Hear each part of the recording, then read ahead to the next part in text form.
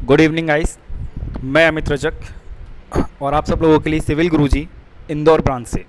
तो जैसा कि आप लोग जानते हैं कि सिविल गुरुजी अपने इंजीनियर्स को ट्रेनिंग प्रोवाइड कराता है, proper practical field training.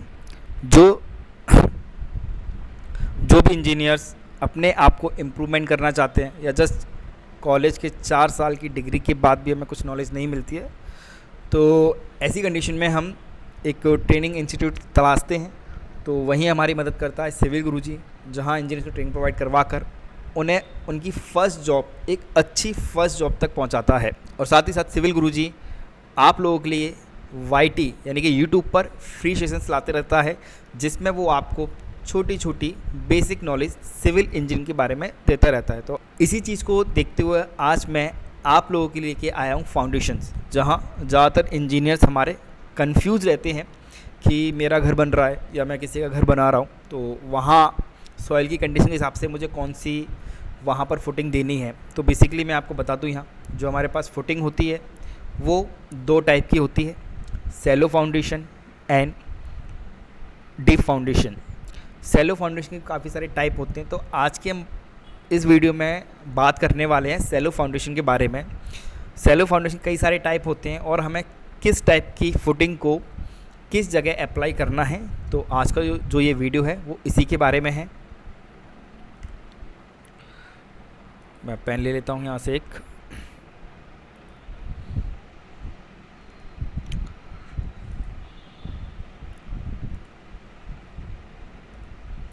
Okay, shallow foundation are commonly used in construction to transfer the weight of structure to the underlying soil. They are typically employed when the soil has sufficient bearing capacity to support the load. Mean हमें Cello foundation वहाँ use करनी है जहाँ हमारी soil के पास sufficient strength हो या bearing capacity हो, जो हमारे स्ट्रक्चर का लोड झेल सके, यानी कि उसे सपोर्ट कर सके। मोस्टली हम सभी जगह, ज़्यादातर जगह घर बनाने के लिए बेसिकली अगर हम बात करें तो वहाँ पे हमें सैलो फाउंडेशन ही रिकमेंड की जाती है, क्योंकि वो कॉस्ट इफेक्टिव भी रहती है और ईजिली बन भी जाती है। This guide provide a detail overview of different type of shallow footings, their applications and consideration for selecting the most suitable foundation for given project. यानी कि हमें अपने प्रोजेक्ट के लिए कौन सी फुटिंग सूटेबल लगती है, तो उसको हम आगे देखते हैं। तो सबसे पहले हम बात करते हैं जो हमारा फर्स्ट टाइप आता है सैलो फाउंडेशन का, वो होता है हमारे पास स्प्रेड फुटिंग। इसे आइसोलेटेड फुटिंग के नाम से भी जानते हैं। ये मोस्ट कॉमन फुटिंग है जो ज़्यादातर घरों में इसी टाइप की फुटिंग बनाई जाती है। अगर हम बात करें इस फुटिंग के बारे में, spread footing are the simplest and most common type of shallow foundation. They consist of a single isolated concrete pad design to distribute the load from a single column or pier over a larger area. अगर हम बात करें, अगर हम एक single column के through अपने foundation तक लोड पहुंचाना है, तो वहाँ जो हमारी सबसे अच्छी फुटिंग है वो हमारी स्प्रेड फुटिंग यूज़ होती है। जैसा कि आप इस डायग्राम में देख पा रहे होंगे, ये इसका हमने सेक्शन बना रखा है और इसका प्लान है। तो सेक्शन में आप देख रहे हैं नीचे इस तरफ की फुटिंग है रेक्टेंगुलर, और उसको फिर टैपर्ड कर दिया गया है। तो इस फुटिंग को बोलते हैं spread footing. This footing are ideal for light load and soil with high bearing capacity, यानी कि हमारे सॉइल की हाई बेयरिंग कैपेसिटी है और जो हमारा स्ट्रक्चर है वो लाइट वेटेड है। मोस्टली अगर हम बात करें सिंगल स्टोरी बिल्डिंग के लिए, तो जो हमारी सिंगल स्टोरी बिल्डिंग है उसके लिए हम जो यूज़ करते हैं वो हम यूज़ करते हैं स्प्रेड फुटिंग। लाइट कमर्शियल के लिए भी कर सकते हैं। And individual column supporting light loads, अगर इंडिविजुअल कॉलम बनाना जो इसके पास लाइट लोड हो, तो हम वहाँ पे भी क्या यूज़ कर सकते हैं, अपना स्प्रेड फुटिंग यूज़ कर सकते हैं। एडवांटेज क्या है इसका, spread footing are cost effective and relatively easy to construct. भाई बनाने में आसान है और कॉस्ट इफेक्टिव भी है। Their simple design allowed for efficient load distribution making them suitable for various applications. तो इसका जो डिज़ाइन है ये काफ़ी तरीके से मदद करता है बिल्डिंग के लोड को ट्रांसफ़र कराने में। लिमिटेशंस क्या है इसकी, स्प्रेड फुटिंग में not be suitable for heavy load और soil with low bearing capacity. अगर आप कोई हैवी स्ट्रक्चर बना रहे हो, लाइक मल्टी स्टोरी बिल्डिंग बना रहे हो, तो वहाँ पे आपको ये वाली फुटिंग यूज़ नहीं करनी है। Additionally they may not be practical when multiple columns are close space, या अगर हमारे पास जो मल्टीपल कॉलम्स हैं और जो क्लोजली स्पेस्ड है, तो वहाँ पे भी हम इस टाइप की फुटिंग का यूज़ नहीं कर सकते हैं। नेक्स्ट फुटिंग पे बढ़ते हैं, स्टिफ फुटिंग। जिसे हम कंटिन्यूस फुटिंग के नाम से भी जानते हैं। Strip footing are continuous concrete pads use to support load bearing walls और series of column the that are align in the straight line. Basically ये वाली जो फुटिंग है हम वहाँ यूज़ करते हैं जहाँ हमारे पास एक लोड बेयरिंग वॉल होती है, जिसको सपोर्ट करने के लिए हम नीचे की साइड पे यानी कि हम क्या बनाते हैं वहाँ एक इस तरह की फुटिंग बनाते हैं जिसे हम बोलते हैं स्टिफ फुटिंग। कंटिन्यूस जितनी जितनी ये वॉल गई हुई है, जहाँ से तक ये वॉल, ये जहाँ तक ये वॉल जाएगी, ये वाली वॉल, वहाँ तक ये हमारी कंटिन्यूस फुटिंग बनाई जाती है। और हम बात करें इसकी यूज़ की, stiff footing are ideal for distributing load evenly along line of column. यानी पूरी वॉल का जो लोड है अगर हमें इवनली डिस्ट्रीब्यूट करवाना है तो वहाँ पर हम स्टिफ फुटिंग का यूज़ करते हैं। They are often use for low rise building, ये भी हमारी लो राइज बिल्डिंग के लिए यूज़ होता है। रिटर्निंग वॉल्स के लिए यूज़ कर सकते हैं हम इसे। And structure with continuous load bearing element, अगर लोड बेयरिंग एलिमेंट है तो वहाँ पे भी हम इस टाइप की फुटिंग का यूज़ करते हैं। Advantage, stiff footing are offer cost effectiveness, ease of construction and effective load distributions along the length of the footing. तो ये भी कॉस्ट इफेक्टिव रहती है हमारी, एंड इसका जो लोड डिस्ट्रीब्यूशन होता है वो अलॉन्ग द लेंथ चलता है पूरे फुटिंग में। लिमिटेशंस है इसकी, स्टिफ फुटिंग्स में not be suitable for heavy load और soil with low bearing capacity. अगर हमारे सॉइल की लो बेयरिंग कैपेसिटी है, अगर हमारे सॉइल की लो बेयरिंग कैपेसिटी है तो ऐसे केस में हमें स्टिफ फुटिंग का यूज़ नहीं करना है। They might be less efficient for distributing load and from widely spaced column. तो ये फुटिंग लेस इफिशिएंट है जहाँ हमारे जो कॉलम है वो वाइडली स्पेस्ड है, मतलब वहाँ हमें ये थोड़ा सा महंगा पड़ सकता है। अगर हमारे पास कोई ऐसे कंटिन्यूसली वॉल जा रही है तो उसके नीचे हम डेफिनेटली स्टिफ फुटिंग का यूज़ कर सकते हैं। नेक्स्ट फुटिंग पे बढ़ते हैं हम, राफ फाउंडेशन और mat foundation. Raft foundation also known as mat foundation. Raft foundation को हम मैट फाउंडेशन के नाम से जानते हैं, बस इसमें थोड़ी सी थिकनेस का फ़र्क होता है। अगर हम बात करें मैट फाउंडेशन की थिकनेस थोड़ी सी कम होती है बजाय रफ फाउंडेशंस के। A large continuous concrete slab that extend over the entire footprint of building, they are design to distribute the load over a wide area. अगर हमें एरिया हमारा एरिया ये है और यहाँ पे बहुत सारे मल्टीपल कॉलम हैं और इनका एरिया, इस पूरे कॉलम का एरिया इस पूरे सरफेस के एरिया से 50 to 60% से ऊपर निकल जाता है, तब भी वहाँ पर हमें कौन सी फुटिंग यूज़ करनी है, राफ फाउंडेशन यूज़ करना है।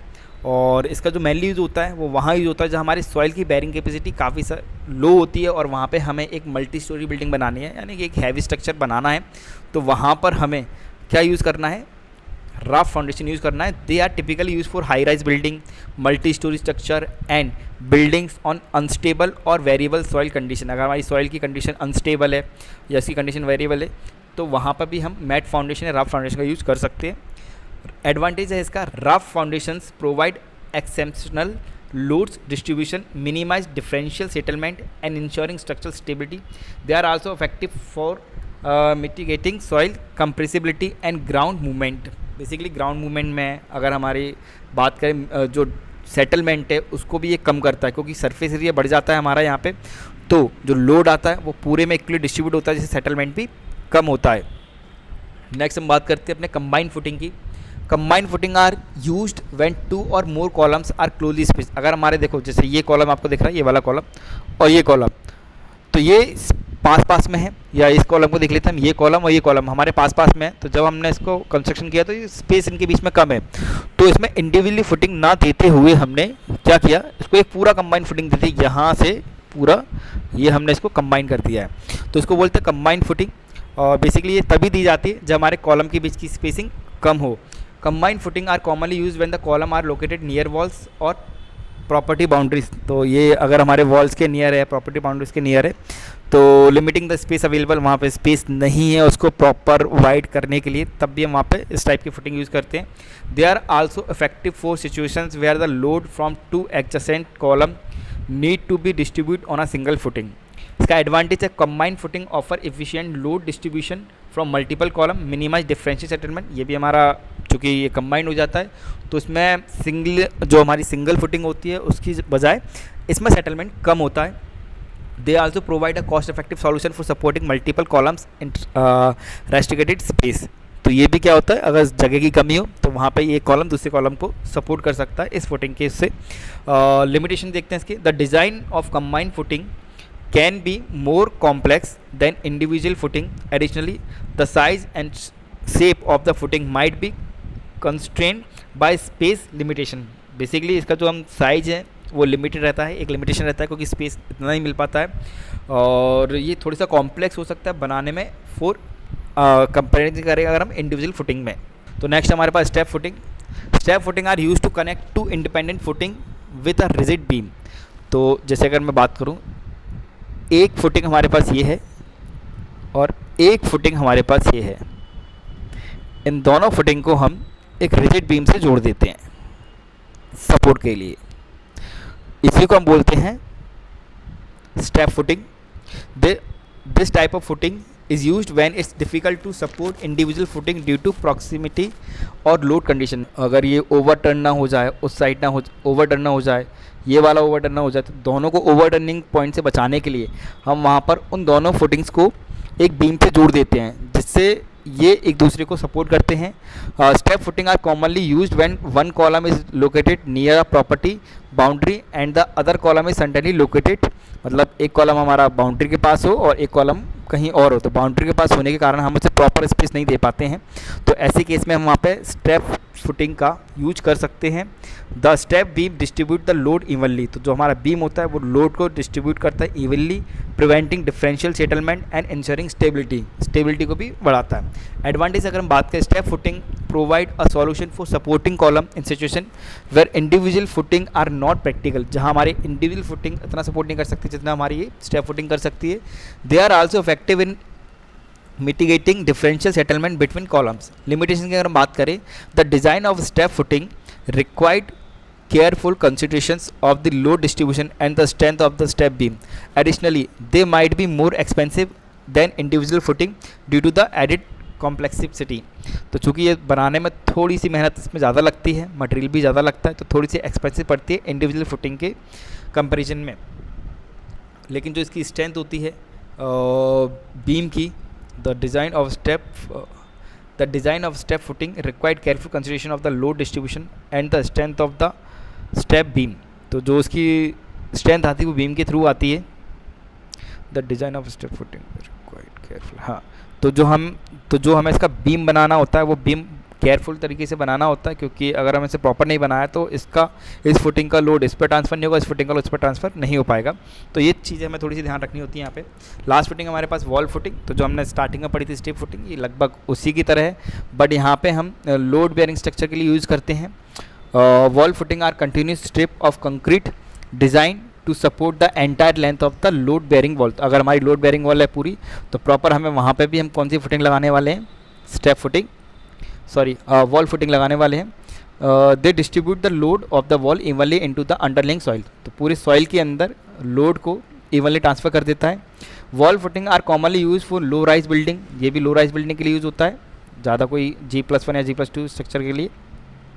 Boundary wall and structure with continuous load bearing wall, they are particularly useful for distributing the load of the walls uniformly। अगर हम बात करें एडवांटेज, तो wall footings provide a cost effective and reliable foundation for supporting load bearing walls. They are relatively simple to construct and the ensuring uniform load distribution. तो हमारी load bearing wall के बनाते हैं, जहाँ तक हमारी लोड बेयरिंग वॉल होती है वहाँ तक हम ये फुटिंग बनाने वाले होते हैं। लिमिटेशन की अगर बात करें, wall footings might not be suitable for heavy load. तो ये भी हमारे हैवी लोड के लिए सूटेबल नहीं है।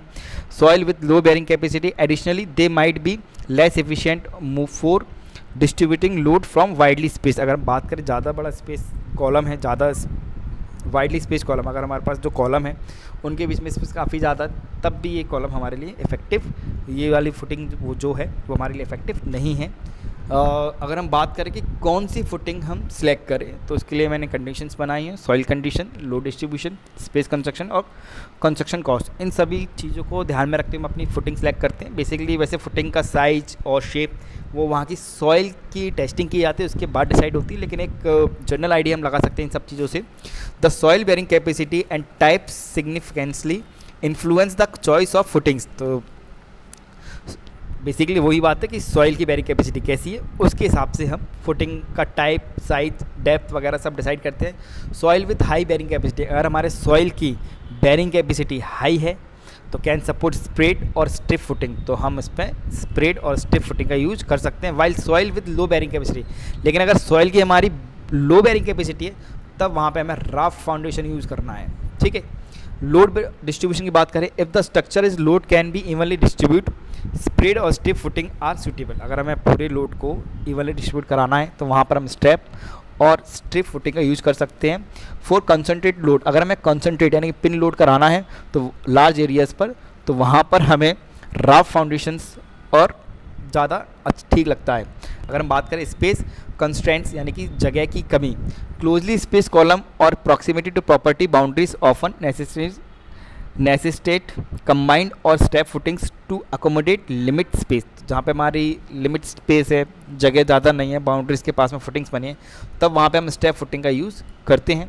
कंस्ट्रक्शन कॉस्ट, अगर हमारी कॉस्ट के ऊपर भी डिपेंड करता है ये। Shallow foundation are generally more cost effective than deep foundation. अगर हम बात करें डीप फाउंडेशन, तो डीप फाउंडेशन में महंगा पड़ता है बजाय सैलो फाउंडेशन के, तो सैलो फाउंडेशन में सस्ता पड़ता है, तो वहाँ पर भी हम सैलो फाउंडेशन यूज़ करते हैं, जहाँ पे कॉस्ट की थोड़ी सी दिक्कत होती है।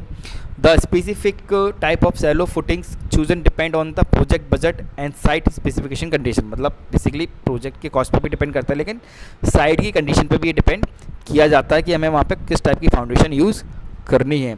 बेसिकली जो बहुत ज़्यादा हैवी लोड स्ट्रक्चर होते हैं तो वहाँ पर हमने जो फुटिंग दी है वहाँ पर हमने पाइल फाउंडेशन करवाए, क्योंकि वहाँ पर लोड बहुत ज़्यादा है। तो thank you so much guys, उम्मीद है आपको ये जो नॉलेज है पसंद आई होगी और काफ़ी कुछ सीखने को आपको मिला होगा। तो इस तरह की जानकारी के लिए आप बने रहिए सिविल गुरुजी के साथ, और सिविल गुरुजी आपको इस तरह की नॉलेज देता रहेगा। तो मिलते हैं नेक्स्ट वीडियो में, तब तक के लिए बाय बाय, थैंक यू।